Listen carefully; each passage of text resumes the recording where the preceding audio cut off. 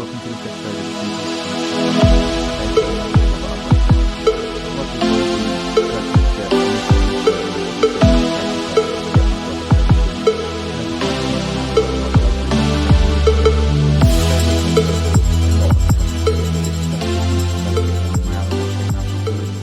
the challenges in coaching youth female footballers in a rapidly developing environment.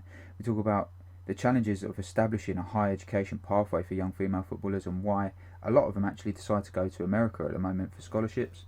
There's also a lot of information in here about the use of data and whether it suits your environment or not, because that was one of the big things that we discussed in this interview was actually how and when it is applicable to use the sports science data like GPS or video analysis, and from his perspective as a performance coach or as a skills coach, how relevant it can be. Before we get started, just a quick message from our sponsors. First of all, I want to thank Player for staying on for the second series. So Player is the new smart football fitness tracker which utilises GPS technology to give you personalised sports science advice. For more information, visit playarsmartcoach.com. So next I want to introduce you to some new sponsors for this series. ColourFit is a nutrition app that has taken pro sport by storm, boasting 8 former Premier League champions and Rugby Premier, European and Six Nation winners as customers. ColourFit empowers users to achieve their goals and make nutrition simple, practical and evidence-based. ColourFit are also given an opportunity to win one of 5 free subscriptions. So it's really simple. Follow @colour_fit and send them a message saying CP Performance. That will put you in with a chance of winning one of the 5 free subscriptions. This series is also sponsored by Sportland Training and Fitness. So Sam Portland is an elite strength and conditioning coach who's worked with multiple international athletes from many different sports for over 10 years. And he's now producing some fantastic online coaching manuals that outline the progressions for all things from speed to long-term athlete development. These plug-and-play strategies are helping coaches all over the world to organise and structure their training in a much more efficient and effective way. And because you're a listener of this podcast, Sam's given you a gift of 10% off. So all you have to do is use the code POD when you check out and you'll get 10% off of your product. So when you finish listening to this episode, head into our bio straight away, find the link to coachsportland.co.uk and go and get yourself 10% off of his coaching manuals. Finally, CP Performance have teamed up with vxsgymwear.com. So if you want to get 10% off their high quality gymwear, both male and female ranges, then look in our bio for a link or quote on checking out Joseph W, all in capitals.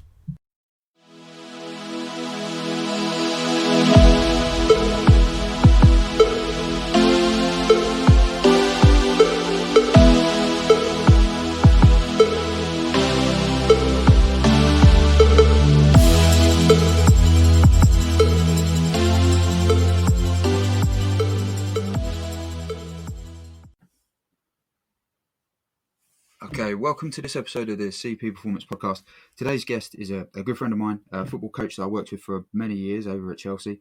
He was actually the coach that initially gave me my job. So first of all, thank you for that.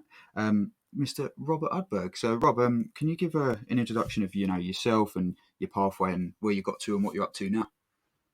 Yeah, so I guess I was working in football at various levels for about 15 years. Started coaching young. I wasn't, as many players will probably attest to, I wasn't the greatest player in the world. But I always felt that I enjoyed the game, I understood the game. And I think, coaching really is the art of communication and getting your point to the players, allowing them to perform and do what they do best, particularly at senior level. They've already acquired and amassed a skill set. And you're just there to facilitate that. So started coaching at a young age, but gained a lot of experiences, and that led me ultimately to 9 years at Chelsea, 7 of which was with the women's and girls programs there, which, as you just alluded to, where we met and developed a wonderful professional relationship from there. Yeah. I always remember the first kind of session you brought me into, and you was like, right, lead a warm-up. And I led the warm-up with the girls, and you was like, pulled me over to one side. You was like, that's very different. I've never seen it like that before. And I was like, yeah, I'm not a football coach, Rob. I don't know how to use a ball. But the conversations we've had over the years in and around female development and stuff like that have been fantastic. So I just want to ask you a question then. So having spent 7 years with the women's and girls department, what have been like the major changes you've seen over those years, and before obviously leaving Chelsea, the biggest thing that's changed in the women's game that's really inspired or had inspired you to work in it and stay working in it? I think what drew me to the women's game initially was I was offered the opportunity to work many years ago with a group of players at Charlton Athletic. Charlton Athletic at the time were probably one of the bigger names and the most successful teams in the women's game. And I got the opportunity to work with some of their sort of under 16 to under 18 players. Really enjoyed that. And then not long after that, an opportunity came up to work with the youth teams at Chelsea that led on to the seniors and obviously working with the first team there. But I think, there's a lot made about women's and men's football, women's and men's sport generally. But ultimately, you just want to work with people that are committed to what they do, that want to be the best at what they do. And there are more similarities working across male and female sport than there are differences. And I think it's just being attuned to where you need to think a little bit more about the way you phrase things or the way you put things or how you communicate. But ultimately, you're working with athletes. You're working with elite athletes that are at the very top of their profession and their sport and discipline. And I enjoyed working with the female players principally because I thought they were incredibly receptive to ideas. They had a great attitude and lots of positivity in what they did. And that made them a real pleasure to be around and a pleasure to work with. Yeah, I couldn't agree with you more. I think a couple of things I've found, and I've probably told you this over the years as well, was that the players were very inquisitive in what you were doing and why. They would never just settle and get on with it. They'd always want to know why. So that you had to justify everything you was doing, which then was like personal development in itself, made you a better coach because you couldn't just go, I'll do this because I say so. You had to have rationale and reasoning behind everything. Like it's very similar working in the male and female game. Obviously, I found the biggest transition from male to female elite athletes was just how inquisitive the female athletes were, wanting to know the ins and outs of everything you did and why, and it gave me the drive to actually develop myself better as a coach, constantly having to know and rationalize everything instead of just having athletes working with you that would just go, yeah, and get on with it. How did you find that worked with younger female athletes, the younger girls, instead of working across boys? Was it very similar?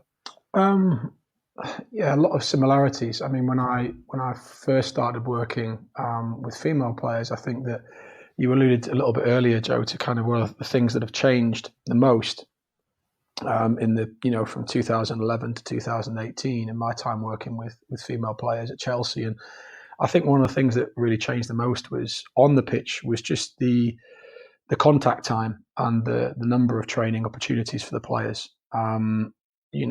We started speaking about the women's first team. We started with them, 2 nights a week, quite late sessions on the AstroTurf at Cobham, and there's a limit for any athlete, for any coach. There's a limit to what you can achieve with 2 formal training sessions, if you like, a week. And that extended down to the youth players as well. So I think that, just minutes on the grass, access to structured formal training and time between player and coach is one of the biggest things that changed. But I always found, working with the youth players initially was just their enthusiasm. And I think that's true across male and female. But I think that, particularly through the teenage years, I found that my experiences of young male players was that, they would challenge, they would not always accept the coach's view of things. And I found that when I first started working with female players, that they were just easier to work with, I guess, in the sense that they would just show an enthusiasm to want to practice and want to work. And I found that level of cooperation simpler. Now, I can't speak for every male player and every female player, but that was, generally, kind of something I found to be true when I worked, with the female players and male youth players. No, I think like my small exposure into the, boys youth football, I found they was a little bit more challenging and a little bit less receptive to kind of S&C type stuff than the females that I worked with, whether that was at the first team or the RTC age groups. So I think I agree with you, but again, like you say, you can't speak for everyone, can you? But how did you find then sort of managing expectations of the development through the years? So you 15 years of coaching, so 7 years plus at Chelsea women. How did you find you manage the expectation of the players stepping up through those age groups and potentially into senior football? Well, I think that the pathway changed a lot over those 7 years. I think that, certainly 2011, 2012, for example, there was not necessarily an easier pathway for women or girls to get into women's sport, but I think it was more straightforward, and there was more opportunity for young players to make their debuts at a younger age. The league probably had a greater proportion of young players playing within it. And when I say young, I mean, 16, 17, 18 years of age. And I think, certainly at Chelsea, and again, it's different for different clubs, but certainly at Chelsea, the vision that Emma Hayes and Paul Green had with the club was to really compete at the top level for major honours in the Champions League and Europe. And I think that brought with it a need for recruitment of players that were ready for that level, which changed obviously the expectations around how long it was going to take young players to get there. And they couldn't substitute, their lack of experience for the experience that some of the players that were coming in had. So I think that the pathway changed, but the other clubs that, they rely upon giving their young players the chance. They're the lifeblood of the club, and without having a youth structure and without playing young players, they probably would struggle to field the team each week in the league. So I think it was different at different clubs. But my personal experience at Chelsea was how do we try to keep pace with the growing level of standard and professionalism and experience that the first team was starting to acquire. When the 16, 17-year-olds, they couldn't magically age themselves 10 years and give themselves 200 more games under their belt. So it was how do we try and manage that expectation? How do we give them more time to develop? And looking realistically at every single case and saying, for these players, realistically, what is their next 4 to 5 years going to look like? And how are they best going to potentially achieve a route into a senior women's team? On that, do you feel that the structure of the sort of FA Academy and things like that isn't sort of sufficient enough to do that, to give them those opportunities to make that happen until they actually step away from the FA Academy, go on loan somewhere to a WSL or Championship club and actually gain that experience? Do you think that's probably what needs to be done? Yeah, I think one of the nice things whenever we got together club level or at governing body level with the FA was always the acknowledgement that part of the player pathway was always going to be tricky. And I think that it's very difficult. You're talking about a game that moved incredibly quickly, and I don't think necessarily as much as everybody wanted the women's game to move forward at a pace, I don't think anybody was quite prepared for some of the kind of steps that were made in such a short space of time. So you end up kind of chasing the future a little bit and not knowing what that's going to bring.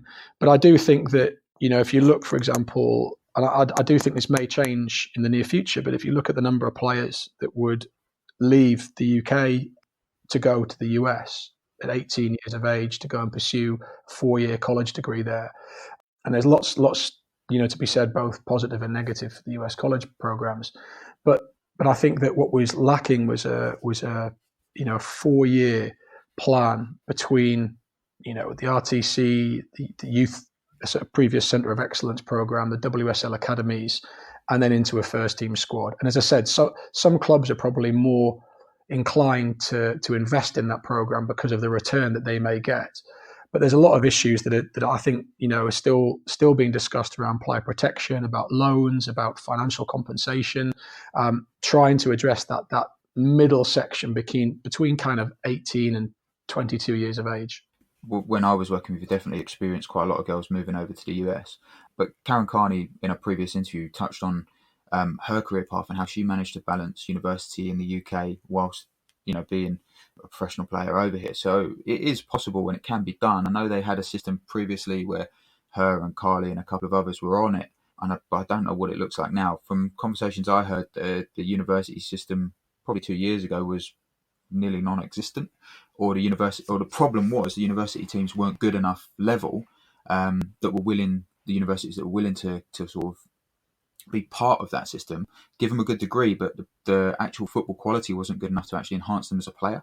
So you're still then stuck in limbo, aren't you? You're picking one over the other instead of being able to potentially get both.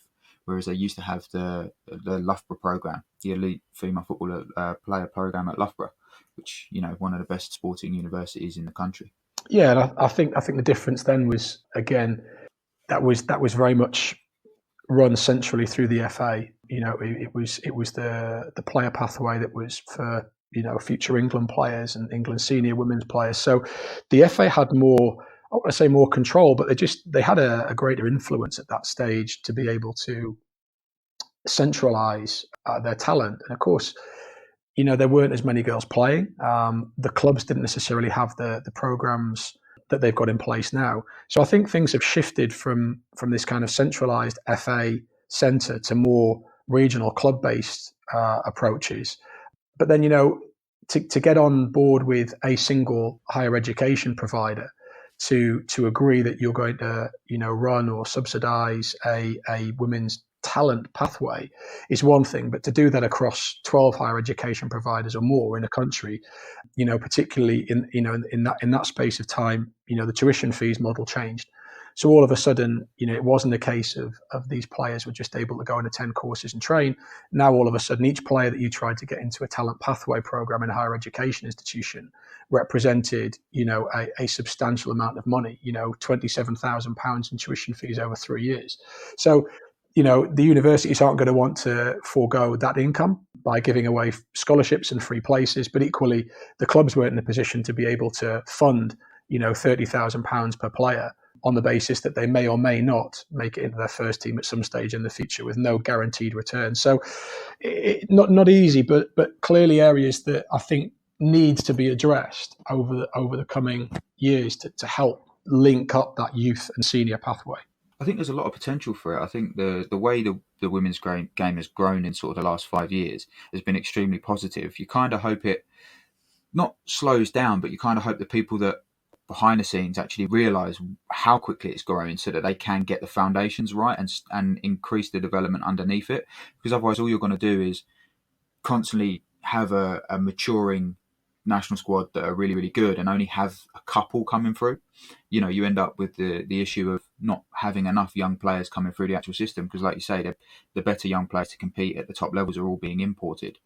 It will be interesting to see how it goes. It's got a lot of scope and a lot of potential to grow and actually help out the whole national team and the whole system and develop the league better instead of sending everyone off to America. And I think you're right. I think you're looking at, ultimately you're looking at the middle piece because, the sort of top-down model, if you like, of improving the women's first teams and the England national team on the pitch, the investment that's obviously coming into the women's game off the pitch is going to improve your top end. And the hope is obviously that top end will then filter down and will have an influence further down the pyramid. But equally, there was a big drive on the Girls Centre of Excellence and then the Regional Talent Clubs programme to take a bottom-up approach. So, there was a lot of changes made between the ages of sort of 8 and 16. So there was a bottom-up and a top-down approach. And I think it was that middle section that was almost the last to have, to have a really clear plan in place for what that was going to look like. And I think that's the area now that needs to be, and I think is being addressed at the moment. I think you're right there. I think, seeing those changes kind of develop over the years, I think, you're spot on with that. I couldn't add or take away from that at all. I think that's absolutely spot on. So then to go to a girl at that middle age group, that sort of between sort of 16 to 21 age, what would your best bit of advice for her be now if she was still training, competing and thinking about her future? I think it's interesting because that's obviously a huge age range and so much happens within that. So, the advice to a 16-year-old might be different to advice to an 18-year-old or a 19-year-old, for example. I think that, I was talking to a young player recently who's under 15s, under 16s, and on the one hand, trying to encourage them not to rush, not to try and get anywhere necessarily too quickly because there's still a lot of development to be done. You're still making A-level choices, talking about the wider picture and looking at the whole kind of development of a player on and off the pitch in and out of football.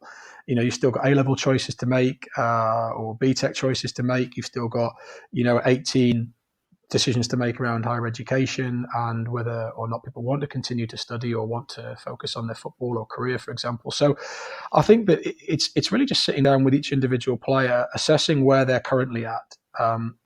Are they, for example, playing in their development squad or their WSL academy?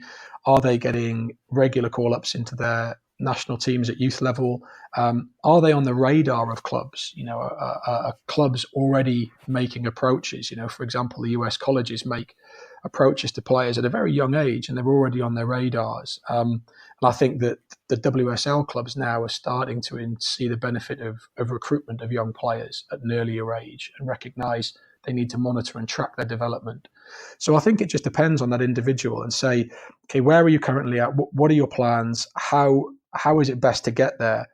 And ultimately recognise that you're not in a rush necessarily at 16, but you do start to need to think about, how am I going to get myself recognised? How am I going to get myself noticed? What kind of club do I want to go to? Do I know enough about the club that I'm going to be going to, their structure, their approach to youth development, etc.? So there's a whole bunch of questions that need to be asked of any young player to try and find the pathway that's most suitable to them. But what I would say, and I said this to this young player I was talking to, is, there isn't yet, particularly in the UK, there isn't yet really a comprehensive budget for scouting and player recruitment.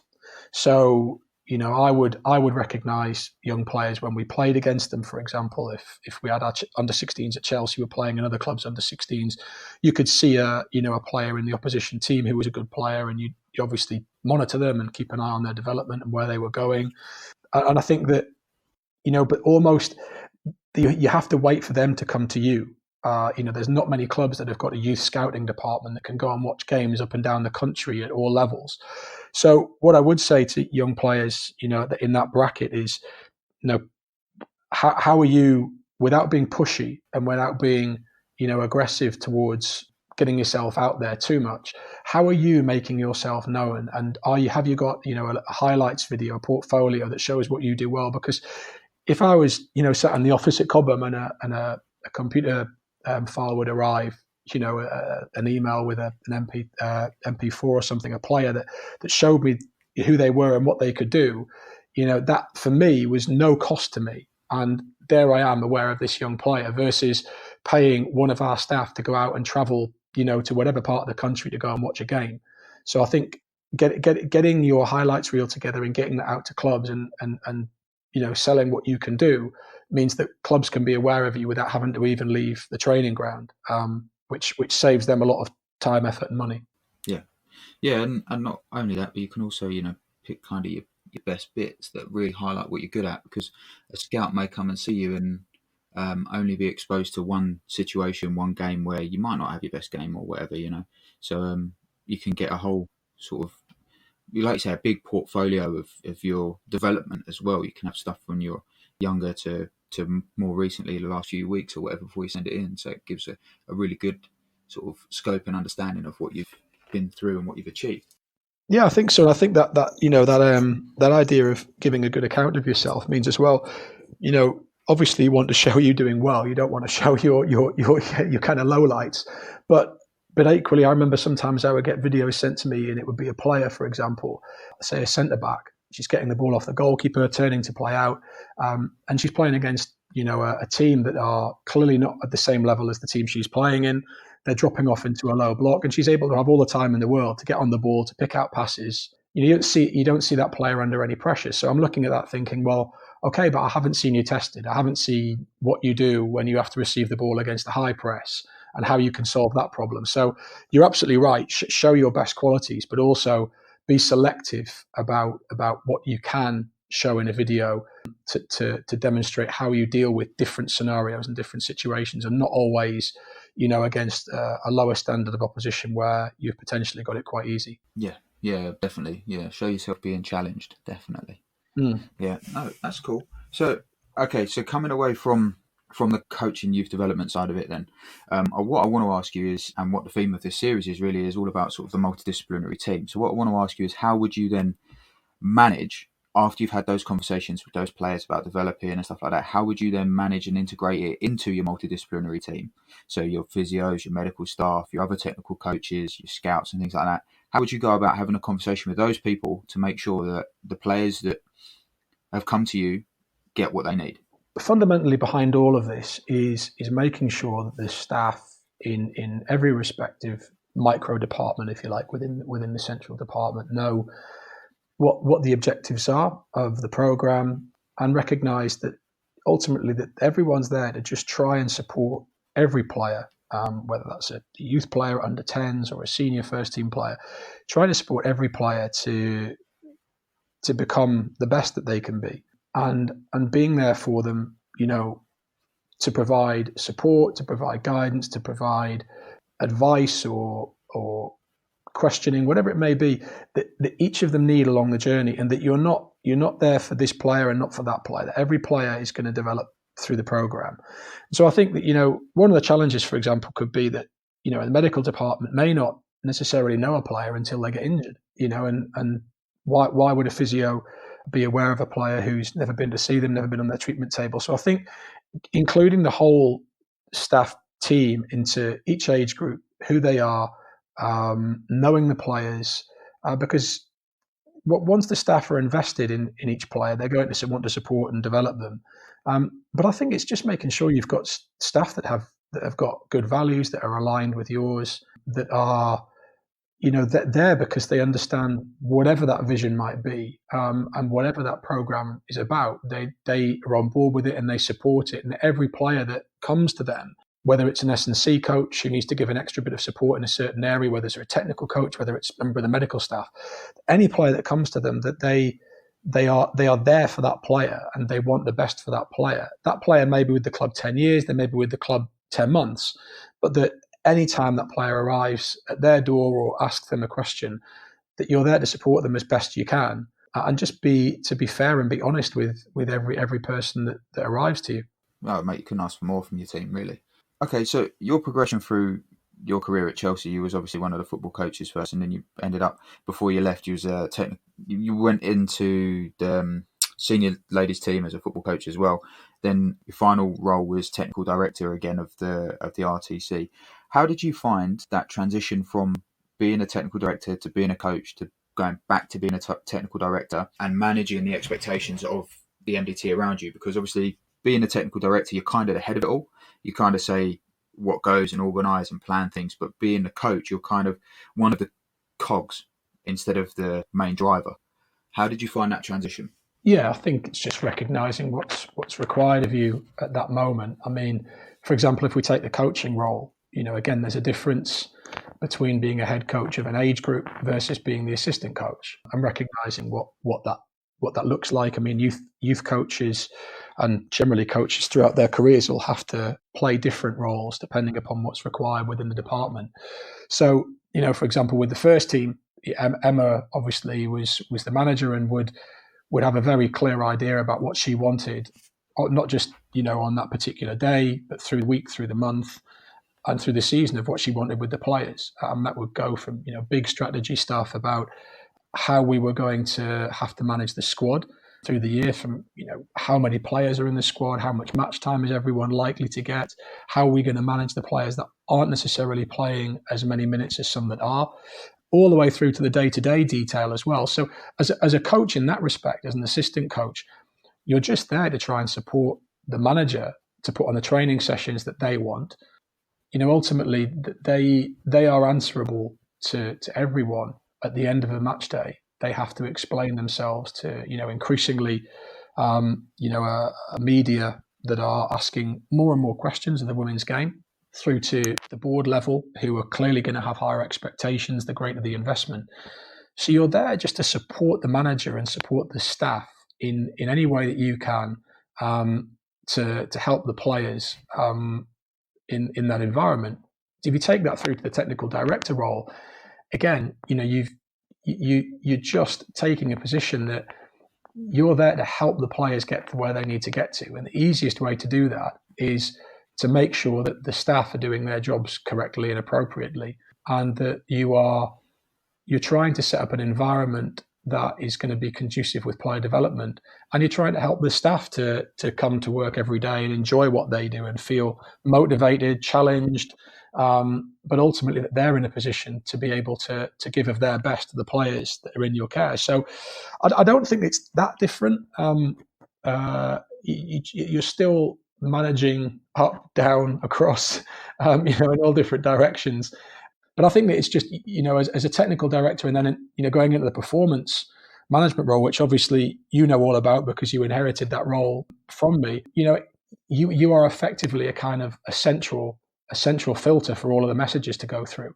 So you're not necessarily needing to know everything about every department, but you need to know enough about what's going on to be able to facilitate conversation, pass on messages, and again, put the player and the players at the heart of everything you do, and say, how is this team around me going to best influence the squad and individual players within that squad at this moment in time? Yeah. I think it's so important what you say about communication, care, managing expectations up, down, left, right. You've got everyone to kind of filtering through you. I think some of the best sessions I ever was involved in were when there would be you, me, Stu, as like our little dream team that won a double that year, and the what was it called, Spring Series, sorry, and we would all bounce ideas off of each other. And even though you was in the performance management role, you'd come up with, okay, this is what today's session looks like. This is the outline. I'd have physical goals that I'd want players to achieve. Aaron would be like, blah, blah, I can't do this, blah, blah, I can't do that. Stu would be like, oh, the goalkeepers are doing this. I think some of the best sessions we ever worked, or myself especially, I found were the most interesting was when, once we had that outline, we could have the freedom to explore, adapt and change as we go. So sometimes we might actually be halfway through a session, go, this ain't working, and flip it. And having that close-knit team, I think it worked really well. I think as the team starts to get a bit bigger and there's more and more, chiefs and not enough Indians, I think that's where the problem comes. I think you need people to kind of know their role, especially some in the medical department, and some S&C coaches as well. S&C coaches more often than not need to know and understand their role, and sometimes take a step back, especially when the multidisciplinary team becomes quite big. When it's nice, tight knit, quite close. Because there was 5 of us, and that's when it was, in my opinion, really smooth. I kind of expected and knew what you was gonna have them do on a particular day, and then Aaron knew what I would have them do in the gym or before or afterwards in the warm-ups or in their top-ups and stuff like that. I knew what Aaron would want them doing in their prehab, and we knew what Stu was going to do, so we knew we had 20 minutes or whatever, and you knew I was bouncing between the two. So I found that was probably the most fun I ever had coaching. I don't know what your thoughts on that are, but for me, that was almost a perfect recipe for a multidisciplinary team. Yeah, and I think ultimately, take it back to the basics, and it is about levels of communication and consistency with any program. So if you look at the situation at Chelsea, we went from a department of 2 full-time staff to a department of circa 14 full-time staff in not a very long space of time. It was over probably 4, 5, 6 years. We grew enormously, and of course, when Paul and I started as the only full-time staff, communication was incredibly straightforward. I sat next to Paul, he sat next to me. Emma was obviously there in a part-time role initially, but really, the conversations and communication started between me, Emma, and Paul in the early days, and so communication was incredibly tight. If Emma wasn't in the office, she would be calling me and Paul from wherever she was, normally in the car on the M25. But we would have a really, really tight set of communication. Of course, as a department grows, then it's easy for communication to get lost between micro departments or between individuals that think they've passed on a message but hasn't always reached the intended recipient. And I think that the players quickly recognize that somebody hasn't passed on a message, or know what someone doesn't know about this situation with them. And I think that was when when I spoke with Emma and Paul about creating this role of the performance management, it was really, I think Emma and I had a conversation saying, we're going to need a central hub. And Emma's phrase was, you need to have someone that manages the team that manages the team. So you've got 24 players, for example. You're then going to have a team of, for argument's sake, 8 to 10 staff. Emma couldn't be, as a manager, couldn't be as effective as she wanted to be across 24 players plus 10 staff. It's a lot of people to manage. So she just wanted support in that area. And I think the key thing is just the communication levels. Are you connecting the right people together? Are you putting the player at the heart of all of that? And it was the same across, technical director with the youth program. You've got, across all the staff, you've got 20 staff, from welfare to analysis to technical to medical to strength and conditioning. You've got 20 staff and you've got 80 to 90 players. So making sure, and then parents, of course, that are involved, a big part of that player development process that are kind of often forgotten about and aren't as kind of much of a focus at senior level. So you have to make sure that you're managing and connecting all of those different parts, and that you're allowing information to come through you, but also that you're encouraging good communication between, for example, your conditioning coach and your technical coach, or whatever it might be. So the fundamentals don't change; they're there, and it's about making sure that everybody's working around the same level of support for the players that they're responsible for. Right, it's absolutely fascinating to hear just how simply you put it. It doesn't matter what role, what position you are in. Communication is the key, and clear, concise communication trumps everything, really. Whether there's 10 members of staff and 24 players, or 20 members of staff and 200 players. It's all about the communication, how well you can link all of your teams to join the dots and make sure that your player is the image that comes out at the end of the dot to dot. That's kind of the only way I could think of putting it without actually drawing it myself. Okay, all right. What I want to do then is I want to ask you a slightly obscure question, something slightly different. So when I first joined the club, there was no strength and conditioning coaches, and there was even a bit of a debate as to what my role should be. So when I initially joined, they didn't like the word strength and conditioning. So I want to ask you, what was your opinion of S&C when I first joined, and what was it before you left? A good question, Joe. I think it's a really fair point to raise, and I think you get into all kinds of nuanced discussion around this kind of traditional view of strength and conditioning, and a view of strength and conditioning, or football conditioning as we referred to it more commonly as, around what are the fundamental things that a player needs. And I think part of that conversation is determined obviously by the culture and by the manager and their vision for what they want the players to do. And they have to be strong in that. And Emma always was incredibly clear about what she expected from the staff, and how that would shape the player in the final outcome, or the team in the final outcome. But I think that, another factor that played into it, and it changed during the course of time that we worked together, was the amount of access that you had to players.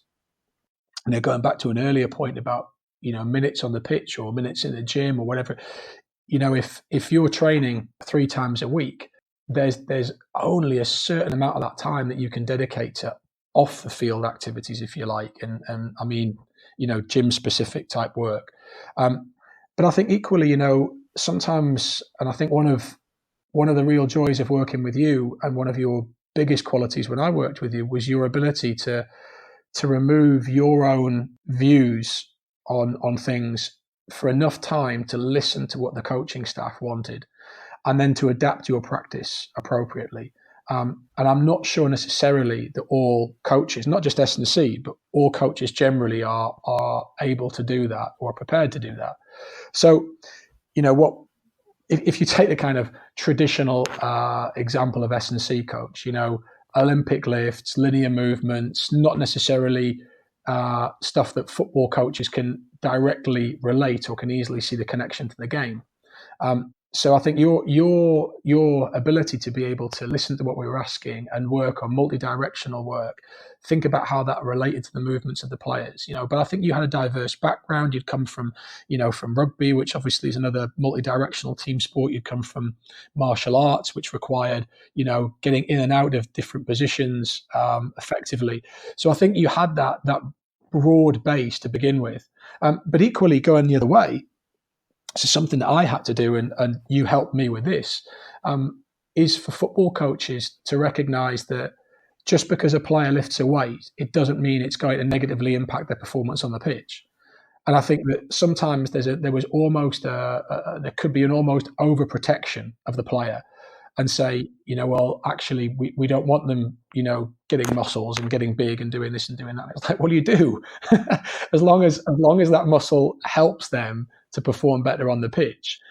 It's not something to be frightened of. So I think there's just learning on both sides and recognise that first and foremost, you want the player to be able to arrive on the match day feeling good with their technical work through the week, that their touch is good, that they feel sharp, and that they have practiced the technical things that they want to practice. From a player wanting to work 20 shots on their left foot, just to give them confidence that they can use their left foot in the match day, through to their physical conditioning and how they feel when they wake up in the morning, all the way through to their kind of moods and emotions and understanding their role within the team unit. You're constantly working to try and get to that point where the player crosses that line on the match day and is feeling good about themselves. And I think that as long as the technical coaches and the S&C coaches can work together to that end, and include the player in those conversations, and ask them, what they want, what they need. Do they need more of this or less of that? Include them in that, because they're going to be the best barometer of how your squad's doing when you actually ask them how they're doing. And I think that as long as your coaching staff are working together across all disciplines to do that, and learning from each other along the way, and going back to your earlier point, Joe, those coaching sessions where, we would sit down and have an organization or a plan in place, but that we would then adapt and follow and work away from that plan, based on what we're seeing in front of us, based on the needs of the players in front of us on that particular day. It's that's the skill to I think coaching and adjusting your practice accordingly. Yeah, I think half of the problem sports scientists and S&C coaches have is they are far too rigorous in their data driven side of it. If that makes sense, like for instance, they know they have to hit, I don't know, 1,200 meters of high speed running, so they're like, right, we have to do that no matter what. It's like, well, hang on a second, what is that going to achieve if you do that? Is that going to negatively impact this player, negatively impact the team? How's that going to look on this, and this? Sometimes, actually, what you need to do is step away from that and go, just look at the player and go, actually, no, that's not going to happen today. Put the data that is there for historical reference, for hindsight, to look at, to make sure that you haven't missed anything. You can, if you want to miss it, and can justify it, then that's also what it's there for. Because if you drive someone into the ground chasing numbers, you've completely done your job wrong. Does that make sense? Yeah, completely. I think we're living in a world, not just in sport, but generally, of more and more data. And I think it's getting, it's appealing and attractive to use the data, and it's like being given a new toy, isn't it? You want to play with it, you want to figure out what it can and can't do. But I think that and there's always going to be different views, and it's not to say that one's right and one's wrong, but I think there is there are some cultures that are driven by data, and there's some cultures that use the data simply to support what they already have in place. And I think that some people may take the data that they've got and use that to formulate their view of the next training session or the player's output or whatever it might be. And you've got other team cultures that will say, well, we've got a way of working. These are our values. This is what we believe in. We put the person or the athlete first and foremost, and then we just simply have the data running away in the background to give us, a little bit more information. And then how much that player wants to be exposed to that data, how much, because some players will be wanting to come up and ask you every day about, well, what did I get in this game? What did I do there? What was my, and there's some players that are going to be really inquisitive around that and want to know. You can have other players that, to be honest, will, turn up, know when they feel good, train the way they train, and actually, they might not ask for a single bit of data or stat all They might not year. care. They just want to play.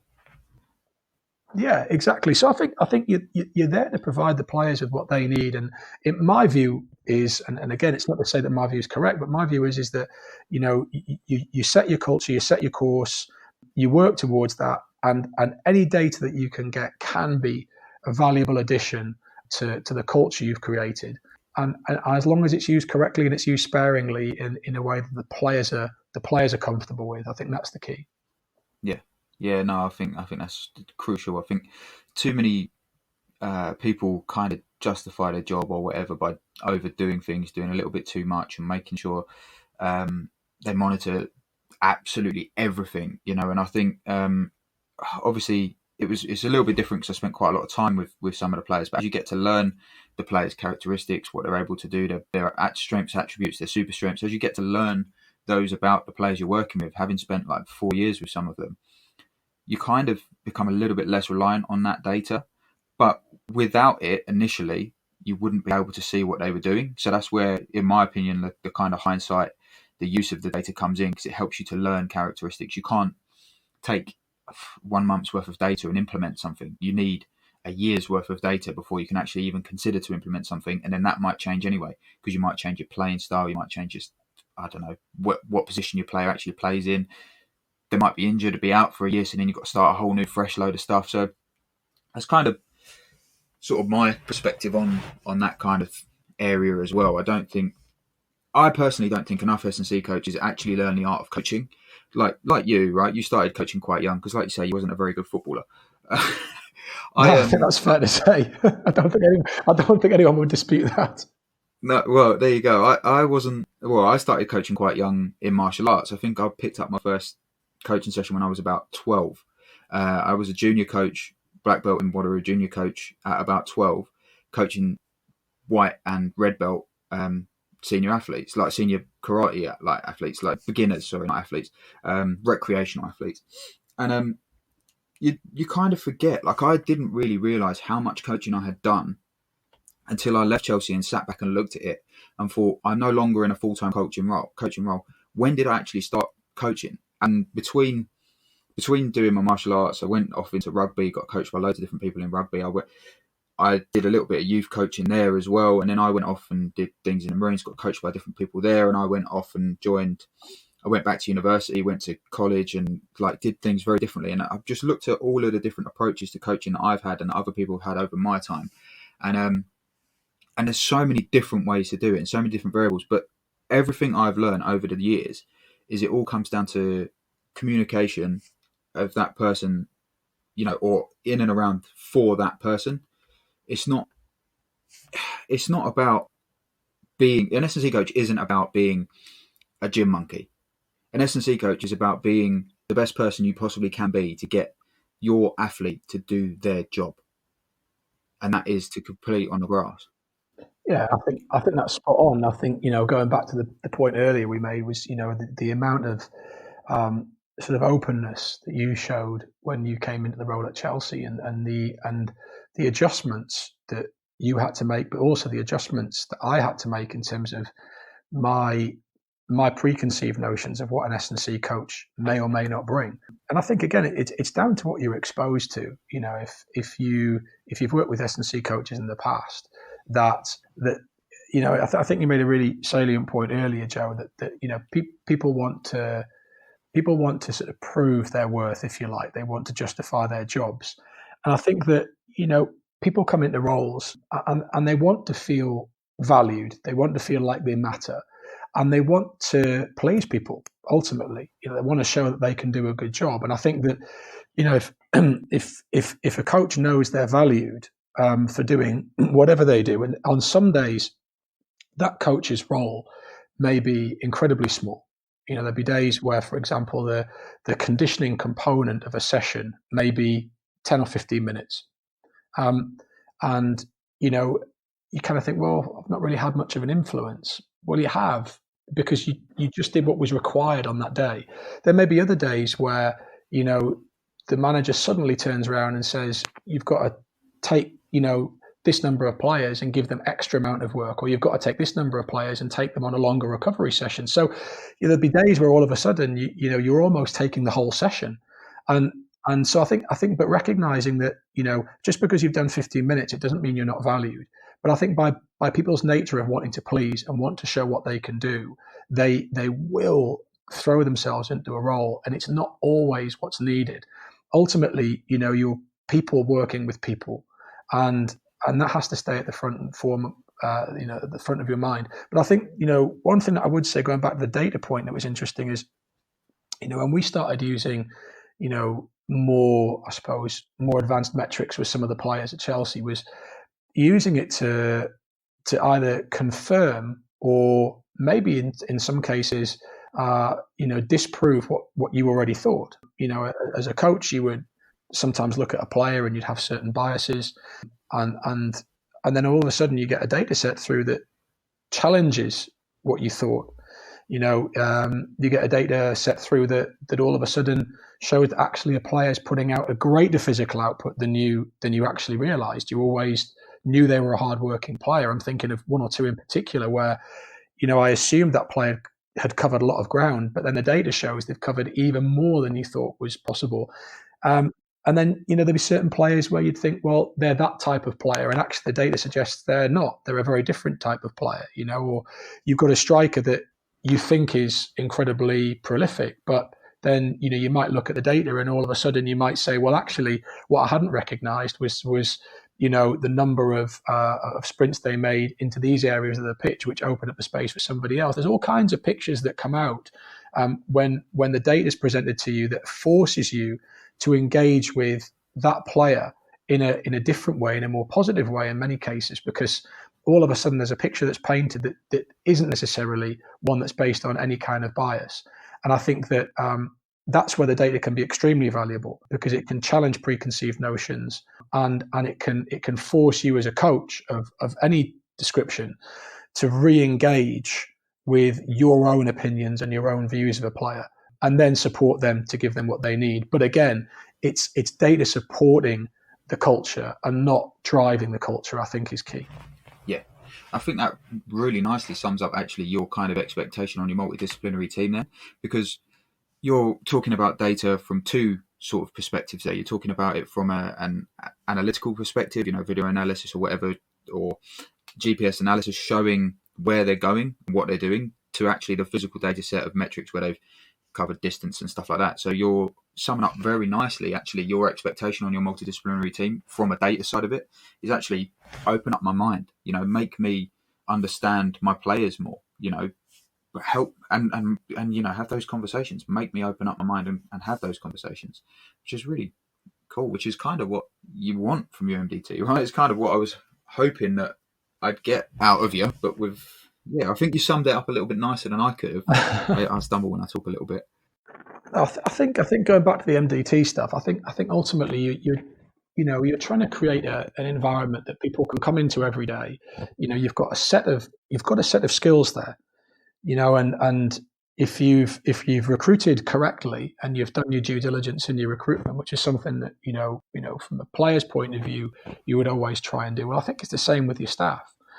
You wouldn't go off and sign a player without having done everything you need to do to go through the steps to recognise the type of person as well as the type of player that you're bringing into your environment. And likewise with the staff, you can't just expect that the perfect member of staff is just going to roll into the interview room without your knowledge of them. You have to know who you're trying to bring in to your environment to either keep it as it is and maintain the values and the culture you've created, or you're trying to bring in a member of staff that's going to improve you in some way. That might be they bring a skill set that somebody else doesn't have before. It may be that they've got an experience that you think will be valuable to the group. And I think that but when you bring them in, hopefully you've brought those people in to that team for a reason, and then you have to trust them. Of course, there's going to be an element of understanding each other and working with each other, as we talked about. We had back in 2015. But there's also going to be an element of, I brought you in because I believe you're going to be an excellent addition to the team. Now I have to trust you and let you get on with your job. So, for example, I wouldn't tell the physiotherapist. I mean, I'm not a physiotherapist. I've not got any degree of physiotherapy training at all. So I wouldn't go to a physio and say the player needs to do this, this, and this. What I would say is, this is what I would like the player. This is where I'd like the player to get to. What are your thoughts? How can we get there? What needs to be done? And then back that person to be the best professional that they can be, and support them along the journey. And be there for them to come and ask you questions. I mean, I couldn't answer, a medical question, or I couldn't, if you and I had a conversation, I could just try and get my head around some of the things you were saying at times. But ultimately, I believed that I had confidence in you as a person, and that you were trying to get the best out of the players, the same as everybody else in our team was. And I had trust in your competence as a person, that you were highly trained, you were skilled at what you did, and that actually, if I left the players in your hands, that they would be very safe. And I think, if you've got those two things in your team, confidence and competence, then then leave the staff to get on with it, and just be there to facilitate good working practice through the team. Fantastic. I think that's probably the best bit of advice you could ever give anyone stepping into a performance management role. And my kind of advice then going into a younger coach going into a situation is try not to rock the boat too quickly, because you are still trying to settle, bring in your own ideas. You want to change one or two things across a season, and then maybe the next season change one or two more. Like, don't try and change 5 things at once. If all of a sudden I come in and went, I'm going to do this with them every day, do that with them every day, do this with them every day, you'd be like, no, you're not. Whereas when I first started, it was like, okay, what are they already doing? From my perspective, what are they already doing? How can I add little nuggets or little minimal doses into everything that they do? That's kind of how I try to work with you guys, because I knew for a fact that when I turned up and you guys were like, we don't hire S&C coaches, that's not your title, I was like, okay, I'm going to have to change the way I approach this one straight away. But, like after a little bit of time, mate, me and you were in the gym every day doing stuff. You went and done your Iron Man, kind of like a lunatic, kind of. Yeah, it was. I wouldn't necessarily celebrate that, Joe. I don't think that was one of you started and you one finished, of the finest athletic performances on the planet. But better than most people. But mate, I've never worked with anyone that's never done an Ironman and then gone and completed one. So fair play. I'll take that as an S&C coach, mate. We did loads of gym work to get that sorted. Yeah, I think if you'd found yourself a better athlete, you would have been much better off. But no, I mean, I think the reality is that you're always trying to going back to the point you made about when you come in as a young coach. The first thing is, and I don't necessarily think it's not even for a young coach. And if I was going into a new environment in whatever capacity, in sport, in whatever walk of life. First of all, you want to go in and you want to learn as much as you can. So you want to go into that environment. If I was going in as a technical director, it wouldn't necessarily been about going in and changing things, unless I walked in and felt that there was some really obvious fundamental flaws in the approach to things. If there was a sort of a kind of a not particularly good working environment, if I felt there was issues, there was problems, or the early indicators were that there were members of the team that were very unhappy with certain things. Other than those really obvious things that stand out, you would go in and you would just take it in and learn and see what you had to work with, and then go about making changes that you need to make to try and improve. Because you can easily go in and say, well, this is me, this is what I do, boom, boom, boom. And all of a sudden you've totally and utterly removed the opportunity for yourself to learn and think about other ways that you might want to work, and recognize the staff or the players that you've already got in place. And I think that over time, as you say, you can start to adjust things, but you're not looking necessarily just to change things. You want to improve what's already in place. And, there's your way of working. There's another S&C coach that's got their way of working. And we've spoken about this before, to say, it doesn't necessarily mean that a single approach is right or is the best way to do things. There's infinite different clubs out there with infinite different coaching structures and staff in place. And some of them are performing very well with completely different approaches to things. It doesn't mean that there's one single approach, but what you can do is to say, okay, is this aligned with my way of thinking? What can I learn from it? And then start to improve things as you see it fit in line with your own methodology and approach to things, I guess, is key. So I think whether you're a coach going in under 10s for the first time as an assistant coach, or you're a technical director going in with, 5 years experience or whatever, or 20 years experience, I'm sure that if you spoke to enough people, they'd say, well, the first thing is go into a culture, let's establish what's already in place that you're happy with, and then let's build on it and improve it from there, not just rip it apart from day one, because you deprive yourself of the chance to learn what's already in place. Yeah, I think that's key, isn't it? It's just not only about trying to implement your things, it's also about trying to make sure you're learning and developing and making sure that you're progressing with the team that you're working with. You're not trying to pull them up to you, are you? You're both on the same level. You both want to get better. So that's kind of, that's key.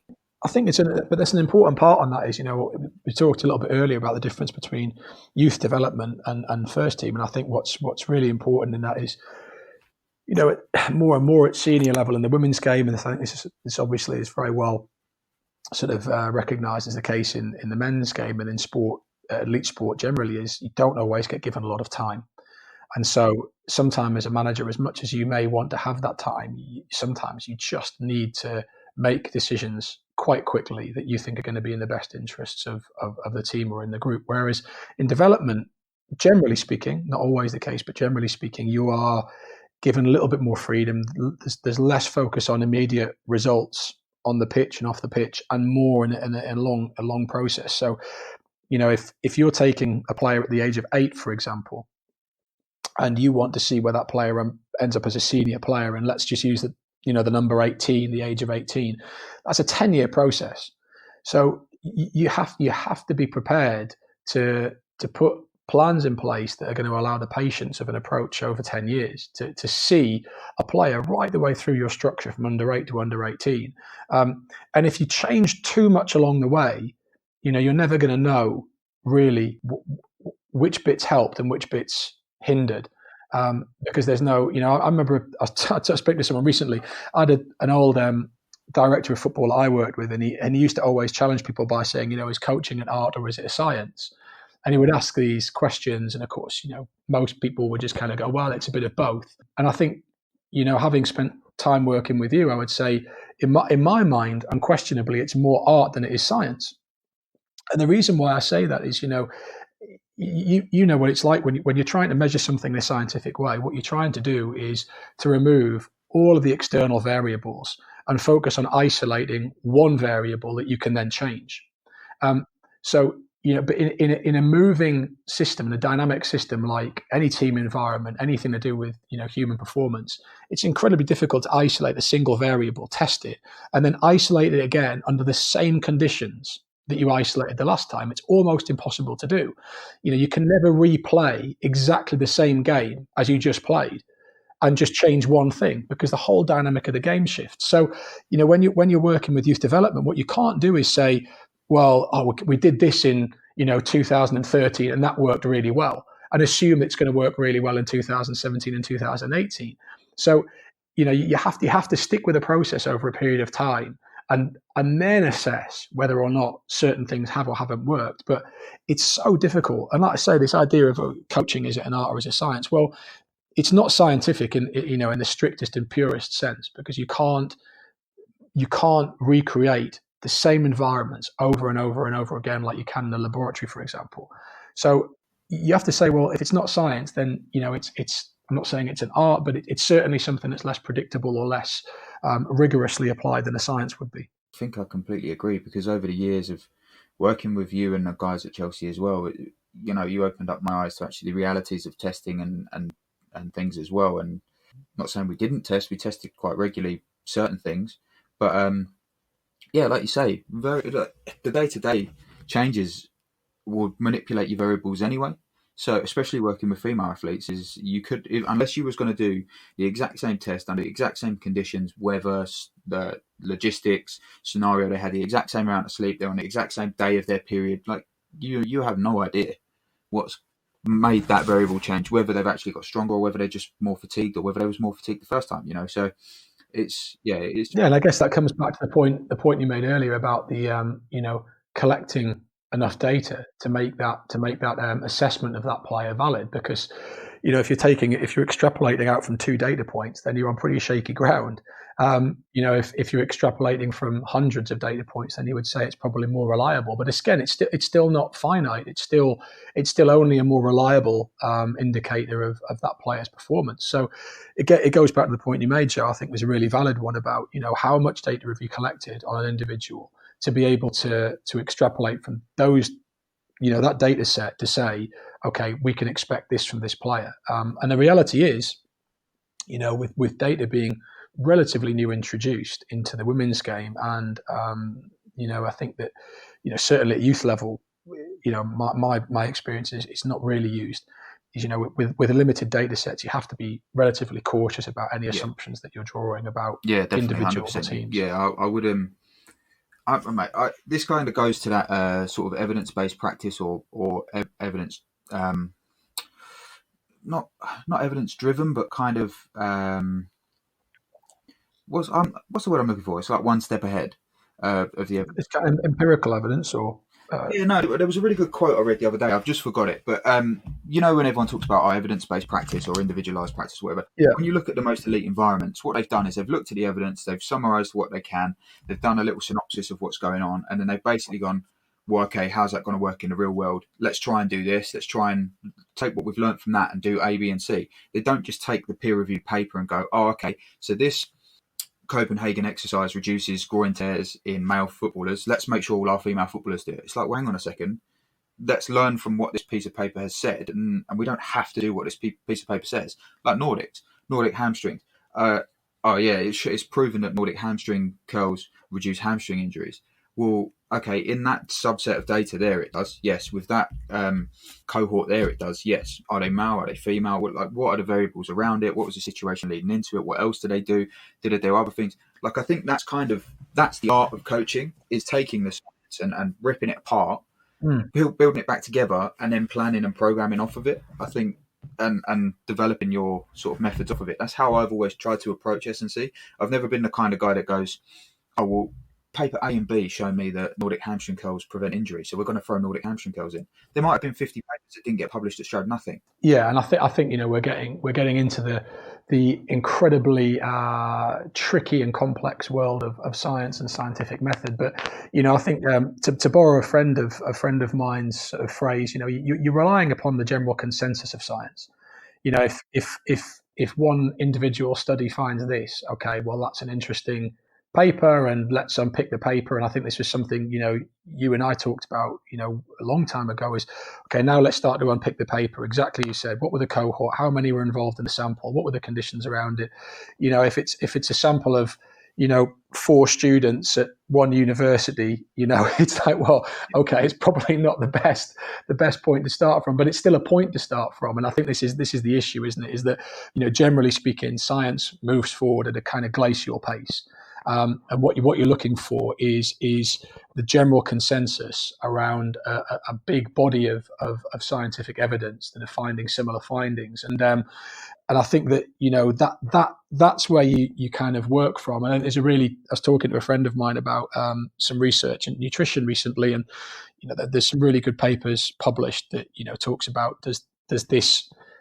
does red wine do this, or does it prevent this? And there's kind of 50 studies that show one and 50 studies that show the total opposite direction. And so in the end, you're like, well, okay, I'm none the wiser having read now 100 studies on red wine. But ultimately, yeah, you might be in a slightly different state having drunk all 3 of the bottles to get there. But I think you get to the stage where you say, okay, but in the absence of a scientific consensus, we have to move forward in a particular direction. Yeah. And that's, again, it goes back to the point we spoke about earlier, that you've got a set of beliefs, values, and there's nothing wrong with beliefs and values. That's what drives your approach and drives your culture. And then from there, if there's a data set or scientific consensus that then either supports or challenges your assumptions, then you have to take that into consideration and be prepared to change directions. But I think that, until such times, you have to move forward, because you could sit there all day waiting for the science to prove something, and you're completely stagnant and not going anywhere. So you have to go forward, but then all the time you're just rechecking and rechecking. I think you're right, Joe. I think this idea of just picking up one paper and going, well, that worked for that set of people in that environment, 24 years ago, that doesn't necessarily mean it's going to work for our group of players in this environment, in 2020. So I think it's, but again, you have to have staff that are appropriately qualified and experienced to be able to ask those questions and challenge certain assumptions if you want to be involved in best practice. Yeah, definitely. And just to clarify to any S&C coaches listening, I'm not against Nordic hamstring curls or adductor work. Okay, I'll use those as examples because I'll probably get some hate mail bashing on Twitter or something. But mate, if they're educated, they'll recognise that it was just an example that you've thrown in there, and that you're not going against any evidence or going in support of evidence that's lacking. Exactly. Right. Okay. So before we kind of sort of summarize and end this, right? I want to ask, what are you up to now? How has your coaching career developed, and where has it taken you? Well, so coaching in the strictest sense of being on a football pitch is not what I'm currently doing. But I am working still in performance and working with people out in the mountains at the moment, which is in some ways very similar to the work that I've done before, in some ways completely different. But I think what's really fascinating is I was talking to somebody recently about this. When you take the word coach and you apply it traditionally in a sport context, so let's take football, coaching is almost seen as the person with the answers, with the knowledge, telling other people what to do. That's your traditional model of a coach. Stand on the football pitch and direct, for want of a better phrase, direct and give information and give instruction. And then I've been working with a guy who's involved in individual and team coaching in business and at management level. If you take coaching in a slightly different sense, coaching in the management world, or coaching in the executive level, or business, I guess. Then in that way, coaching really is about kind of asking questions and probing and prompting the individual to come up with the answers and the solutions. So it's interesting for me, having spent a lot of years on a pitch directing traffic, to redefine coaching and what it looks like and what it can mean and how it can be applied, in the sense that you're trying ultimately to get the individual or the team to come out with a solution, and not rely upon a person or persons with information, just simply passing that information down. And so different world, but there's lots of things that whenever I speak to the players that I work with at Chelsea and clubs over the years, there's a lot of things that I've taken from my last 10, 12 years in football, particularly the last 7 years with the women's team and Chelsea, and a lot of things that I can now try to apply moving forward in a different environment, in a different setting, but still working with people and still trying to help them perform to their best.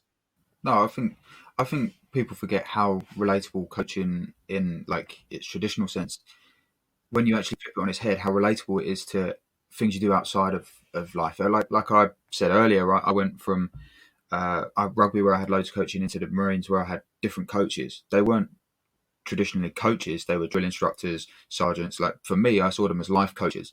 They were telling me what I had to do to get through this phase in my life, guiding me through it. Like you are now with the guys on the mountains. You're questioning them, you're asking them to develop and give you the answers, instead of you just saying, this is A, do A, this is B, do B. And I think people forget how transferable it is to other life skills when you actually learn how to be a good coach and how to develop people as well, and that communication.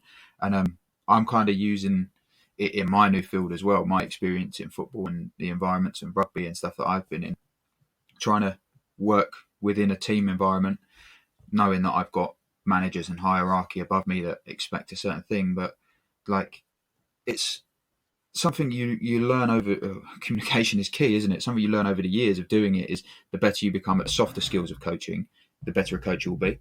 Yeah, I think it's really interesting when people refer to certain things, and it's not that you've just referred to them. I think this is generally a recognised expression. People refer to soft skills, um, and actually, it's I can completely understand why, of course, in terms of the connotation of the word. Particularly in the generations that are perceived as snowflake, etc., and things like that. But I think that it's really interesting they're referred to as soft skills. Well, for me, they are your core skills. I mean, you have to be skilled at what you do. If you're a match analyst, you have to have a good eye and you have to understand your specific area of specialism. But ultimately, those things that are typically referred to as soft skills, I think, are core skills. The ability to treat people fairly, to empathize with other people, to listen, to understand, to trust, to give people opportunity, to allow them to fail and then support them towards success. For me, people have traditionally called them soft skills, but they're absolutely central. They're crucial to understanding people and working with people. But also along with that is being able to be honest and be able to be critical in a constructive way, be fair with people. But ultimately, you want people arriving in any walk of life. You want people arriving to work, whether that's going to their desk, whether it's going out onto the training pitch, whether it's jumping on a flight to go off to a different part of the world. You want them going to their going to their work with a sense of purpose and a sense of enthusiasm and enjoyment and looking forward to what they do. And then if they've got the necessary skills, as we spoke about earlier, and you've trusted them with those, then for me, that's the objective when you work with any team of people. I think you've summed up the whole interview nicely there with that. I don't think we can go on anymore. I think that is it. That's the cherry on the cake, mate. Okay, so I'm not going to eat up too much more of your time because I know you're a busy guy, and I just want to thank you so much for the opportunity to get to do this and finally get you on, mate. It's been mental. Yeah. You're going to have to let me know when you're back in the UK. We'll meet up and stuff like that. But I just want to thank you again for doing this. I want you to understand how much I appreciate it, because it's really difficult to try and get people on to talk openly about experiences, what they did, how they did it, what they've learned, and where they've come to and where they've developed from and to. So I just want to thank you for that, and I want to wish you all the best. And enjoy the mountains, mate. You deserve a nice, peaceful hike up the mountains more often than most, especially after being at Chelsea for 8 years or whatever it was, longer. So. No, I think I've been lucky. My jobs have involved working with brilliant people, and they've involved being outdoors in green spaces, which is things that are absolutely crucially important to me. So, but no, thanks, Joe. I really appreciate those words, and likewise, it's been great chatting to you and going over some of the things that we've spoken about before in the past, and also covering some new territory today. But it was an absolute pleasure to work with you for 4 years, and I've learned a lot from you over that time. So it's lovely to still be in touch and be reconnecting today. The key thing you learn is that all S&C isn't bad. All right. I certainly learned that. All right. Not all S&C is bad. There are some good ones out there. Definitely. All right. Cheers, mate. Very much, and I'll speak to you soon. No worries, Joe. Take care. All the best. Just want to thank you for listening to this episode. I want to encourage you to like and follow us on social media, so Instagram, Facebook, Twitter @CP Perform UK, and also check our bio for links to all of our sponsors.